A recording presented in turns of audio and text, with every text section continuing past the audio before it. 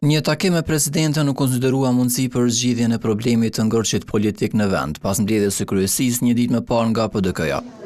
Edhe LDK-ja u shpreh pozitive për takime, anise kryetari i saj Lumir Abdigjiku tha se ai do të ishte i gatshëm ta udhëheqte këtë proces. Por asnjë rast tjetra nuk thyen përgjigje nëse kanë marrë ndonjë ftesë apo nëse kanë dërguar ndonjë kërkesë zyrtare në drejtim të presidentës. Njësoj vepruan edhe dy partitë e tjera, LVV-ja dhe AAK-ja.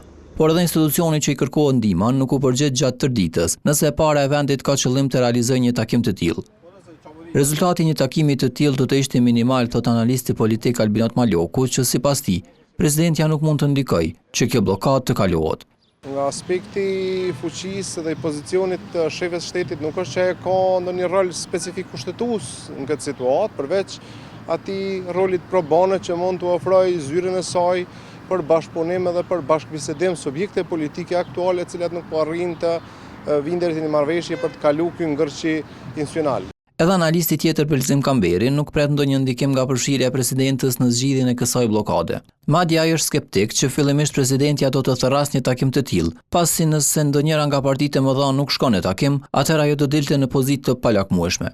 Po presidentja mund të ketë çështën e kompleksit të konsensualitetit.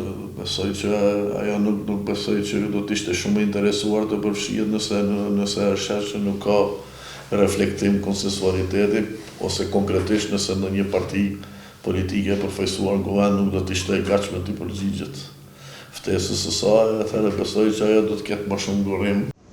Presidenti Osmani në një letër zyrtare të datës 16 prill 2025, drejtuar kryesuesit të seancës së kuvendit Avni Dahari, ka ofruar mundësinë e takimeve dhe ka theksuar se është e hapur për konsultime në çdo kohë, sipas nevojës së partive politike.